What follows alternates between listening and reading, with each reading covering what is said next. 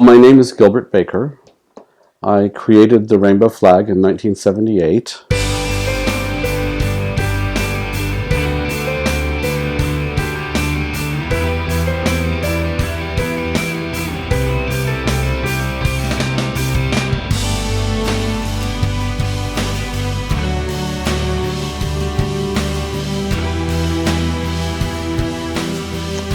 Gilbert Baker, what I am to be careful here, but what I know about Gilbert Baker was that he moved to San Francisco and he became friends with people like Cleve Jones, who went on to start the AIDS Quilt Project. And they were friends with Harvey Milk. And they were a group of people who were sort of a second wave of gay activists. They wanted a banner. They wanted a banner for Harvey. They wanted a flag to fly for this new movement. And so they ran up these two flags. And I think it's kind of wonderful to remember that one was an American flag. There's a kind of beautiful patriotism there in that they went through the democratic process. And they won. There was a company, a flag company, that had their office on Polk Street. And Polk Street at that time was also a gay area where there were a lot of gay people and gay bars and gay businesses. And Gilbert Baker actually worked there part-time. And so they would go to pride celebrations, like they would go to any large city gathering, like any large city fair or parade or something, and they'd have a table out and they would sell flags. So that year, the flag went up, and then they said people began to come in and ask for the rainbow flag. There was an instant demand for it. The problem was that the eight colors that were in the hand-dyed 8 colors that are sort of the rainbow colors are not commercially available. So they originally deleted one of the colors, so it was a 7-bar. And then eventually they just got it down to 6 because 6 was an even number. It was cheaper to make and it was easy to mass reproduce. And this transition happened within 1 calendar year, or at the most 1.5 calendar years. It was very, very quick.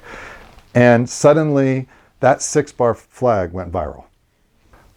My feeling is watching what happened here in San Francisco is that there was this very powerful grassroots surge of community.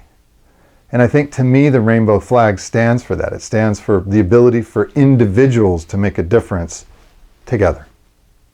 It's a beautiful symbol of diversity and unity,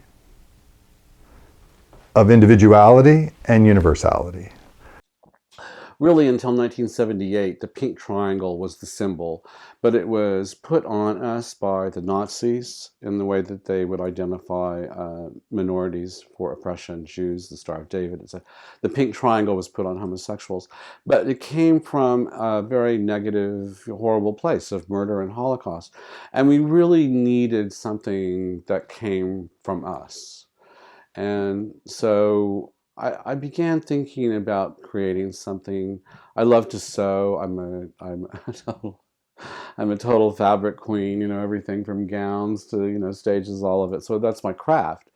And as we were beginning to have the movement, as you will, I was very good with Harvey Milk and my friend Cleve Jones, and they'd be like, we're going to have a march tomorrow. We need a banner. And I'd be the guy they'd call up at midnight, and I'd be sewing something up. So that my craft was always the way I was involved in being active, being an artist, making all the props and things for the movement. 1976 was the bicentennial of the United States, and that's when I really began noticing flags. I hadn't really thought about it. I pledge allegiance, you're in school, the American flag is everywhere. The bicentennial in 1976, the American flag was on everything, from jeans to clothes, art, just everything. And so I really began understanding that flags are very special, that they have a lot of power and that they're interpreted. They become many things. And I thought, well, maybe we should have a flag that, countries have a flag, California has a flag, and, cities have a flag. And I thought, well, we're a people, we're a global tribe, we could have a flag too. That flagpole didn't just happen. It took me 10 years and $250,000 to make that happen. And the city and every agency, and it was all about the rainbow flag from the get-go. And 10 years of work. So finally, when it happened, it was an instant landmark, and everyone loves it.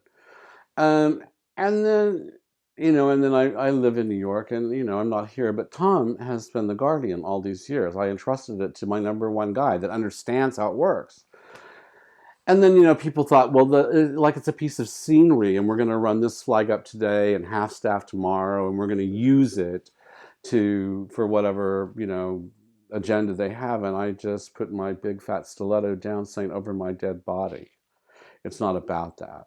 And I really resented it. I was very angry about that. And ultimately, I mean, even though I don't want to be completely inflexible, there may be some time, but I had to where some change may happen. But no, not until I'm dead.